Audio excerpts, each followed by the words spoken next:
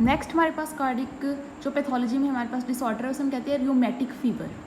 सबसे पहले हम रूमेटिक फीवर का कॉज देख लेते हैं। हमारे पास का कॉज क्या है? जो group A beta hemolytic Streptococcus है वो है। ग्रुप ए जो बीटा हेमोलिटिक स्ट्रेप्टोकोकाई, और ना जो रूमेटिक फीवर है ये एक्चुअली कॉम्प्लिकेशन है जो group A beta hemolytic streptococci से हमारे पास फ्रिंजाइटिस होता है उसकी। और ये हमारे पास कब अपीयर भी हमारे पास इसके सिम्टम्स तभी होते हैं around about 2 to 3 week after जो हमारे पास फ्रिंजाइटिस यानी थ्रोट इन्फेक्शन हुई है उसके। कॉज हमने बता दिया, कॉम्प्लिकेशन किसके? फ्रिंजाइटिस की। 2 to 2 week after throat infection हमारे पास जो है ये अपीयर होता है। अब हम इसके देखते हैं पैथोजेंसिस कि हमारे पास कैसे जो रूमेटिक फीवर हमारे पास अक्कर होगा बीटा हेमोलिटिक स्ट्रेप्टोकोकाई की वजह से। एक चीज़ है हमारे पास जो बीटा हेमोलिटिक स्ट्रेप्टोकोकाई है उसके अंदर प्रोटीन होती है जिसे हम कहते हैं एम प्रोटीन। अब ना हमारे पास बैक्टीरिया की जो एम प्रोटीन है, बैक्टीरियल जो एम प्रोटीन है, बैक्टीरियल एम प्रोटीन वो रिजेंबल करती है जो हमारे पास एम प्रोटीन एक हार्ट के अंदर होती है, रिजेंबल्स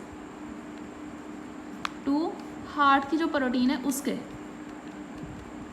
स्पेशली जो मेट्रियल वॉल्व के अंदर है वो जो हार्ट के अंदर एम प्रोटीन है इसकी उस प्रोटीन के साथ अब रिजेंबल कर रही है। तो एज अ रिजल्ट जब हमारे पास बैक्टीरिया आएगा बॉडी के अंदर तो एंटीबॉडीज़ बनेगी उसके खिलाफ जो against the A Streptococcus A. Antibody जब जो हमारे पास अगेंस्ट स्ट्रेप्टोकोकस जो हमारे पास बैक्टीरिया है उसके खिलाफ वो हमारे पास क्रॉस रिएक्ट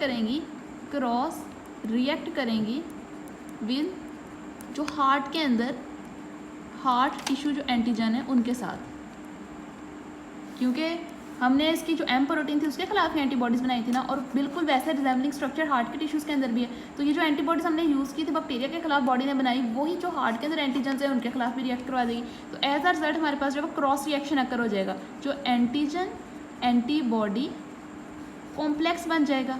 जब ये कॉम्प्लेक्स बन जाएगा तो एज अ रिजल्ट हमारे पास वहाँ पे क्या होगा कि एंटीजन एंटीबॉडी कॉम्प्लेक्स में कॉम्प्लीमेंट सिस्टम एक्टिवेट हो जाएगा, कॉम्प्लीमेंट एक्टिव हो जाएगा। एज अ रिजल्ट हमारे पास वहाँ पे क्या होगा? कॉम्प्लीमेंट सिस्टम एक्टिवेट होगा, बहुत ज़्यादा जो बी सेल टी सेल वगैरह हमारे पास जो है वो टी सेल वगैरह आएंगे। तो एज अ रिजल्ट हमारे पास वहाँ पे होगा डिस्ट्रक्शन होगी ऑफ हार्ट टिश्यू। ये मोस्टली इसमें मेट्रियल वॉल्व इन्वॉल्व हो रहा होता है, तो ये हो जाएगा एज अ रिजल्ट ये हमारे पास डिस्ट्रक्शन ऑफ हार्ट टिश्यू। तो हम सकते रूमेटिक फीवर उसका आ जाएगा। क्लिनिकल फीचर्स पेशेंट जो है कैसे कैसे प्रेजेंट करवाएगा, इसका ना एक निमोनिक साइज हम याद रखते हैं जे, हार्ट की फॉर्म में ONES जॉन्स, ठीक है। अब सबसे पहले हमारे पास जे से हमारे पास क्या आता है कि हम इसे कहते हैं कि जॉइंट्स का हमारे पास डिसऑर्डर है जिसे हम कहते हैं माइग्रेटरी पोली आर्थराइटिस। माइग्रेटरी पोली आर्थराइटिस का मतलब क्या है कि this arthritis comes and go. Usually हमारे पास कहाँ पे होती है? जो हमारे पास लार्ज जॉइंट्स हैं, स्पेशली रिस्ट, लार्ज जॉइंट जो हमारे पास जो है रिस्ट, नी, ठीक है, उसके अलावा हमारे पास जो है एंकल वहाँ पर होगी, और ये हमारे पास वहाँ पे क्या करेगी? रिजॉल्व हो जाएगी विद इन डेज और माइग्रेट कर जाएगी दूसरी जगह पे भी। इट कम्स एंड गो, हम एक और यूज़ कर सकते हैं, कम्स एंड गो। एक जॉइंट से दूसरे जॉइंट पे हमारे पास शिफ्ट होगी। दूसरी बात हार्ट। अब हमारे पास हार्ट के अंदर क्या करवाती है? पेनकार्डाइटिस। पेनकार्डाइटिस में हमारे पास क्या करवाती है? एंडोकार्डाइटिस, मायोकार्डाइटिस, और तीसरी हमारे पास क्या है? पेरिकार्डाइटिस, ठीक है। अब एंडोकार्डाइटिस में हमारे पास क्या है कि मेट्रियल वॉल्व यूजुअली इन्वॉल्व होते हैं ज़्यादा, ठीक है, हमें पता है, जैसे मैंने पहले बताया कि मेट्रियल वॉल्व ज़्यादा इन्वॉल्व होते हैं एज़ कम्पेयर टू जो एओर्टिक वॉल्व है उसके। और ना हमारे पास इसमें क्या होती है? वेजिटेशन अक्कर होती है, VAGATITION, ठीक है। और ये वेजिटेशन हमारे पास कहाँ पे होती है? Around the line of closure. Vegetation हमारे कहाँ पे होती है? लाइन ऑफ क्लोजर के, जिसकी वजह से हमारे पास जो है मेट्रियल रीगर्जिटेशन हो जाती है। कि हमने कहा कि एंडोकार्डाइटिस है, यूजुअली हमारे पास में मेट्रियल वॉल्व इन्वॉल्व करता है, एओर्टिक वॉल्व इतना इन्वॉल्व नहीं हो रहा होता है। और मेट्रियल वॉल्व की जो लाइन ऑफ क्लोजर है वहाँ पे हमारे पास जो वेजिटेशन अक्कर होगी इस वजह से हमारे पास रीगर्जिटेशन हो जाएगी। और हम लोग कहते हैं मायोकार्डाइटिस है विद एस्कॉफ बॉडीज। मायोकार्डाइटिस हमारे पास विद ASCOFF एस्कॉफ बॉडीज। अब यहाँ पे हमारे पास क्या होता है? इट इज़ करेक्टराइज्ड बाय क्या क्या चीज़ें आ सकती हैं यहाँ पे? हिस्टोसाइट्स होंगे जो कि हम इसकी नेक्स्ट मॉर्फोलॉजी में भी देखेंगे। उसके अलावा विद सिलेंडर हमारे पास जो बेबी न्यूक्लियाई है, फाइब्रोनाइड मटेरियल है, जेंट सेल्स वगैरह हैं। उसके अलावा पेरिकार्डाइटिस है जिसकी वजह से फ्रिक्शन, रबिंग और चेस्ट पेन होगी। अब नेक्स्ट हमारे पास आता है, जैसे हम एन से हमारे पास क्या आता है, सबकुटेनियस नोड्यूल्स हो सकते हैं, सबकुटेनियस नोड्यूल्स। ई से हमारे पास क्या हो सकता है, एरिदीमा, मार्जिनेटम, एरिदीमा मार्जिनेटम होता है यूजली, ठीक है। और एस से हमारे पास क्या हो सकता है, साइडनहैन-कोरिया, साइडनहैन CHOREA, साइडनहैन-कोरिया हमारे पास क्या होता है, अबनॉर्मल मूवमेंट होती है हैंड्स की, ठीक है। अबनॉर्मल बैलिस्टिक मूवमेंट्स हमारे पास जो हैंड की हैं, ये हमारे पास सारे क्लिनिकल फीचर्स हैं, JONES। जॉइंट्स में हमारे पास माइग्रेटरी आर्थराइटिस होगी, पोलीआर्थराइटिस, पेनकार्डाइटिस, हैंडो मायो पेरिकार्डाइटिस, सबकुटेनियस नोड्यूल्स है, एरिदीमा है, एरिदीमा मार्जिनेटम और साइडनहैन-कोरिया, ये अबनॉर्मल मूवमेंट्स हैं।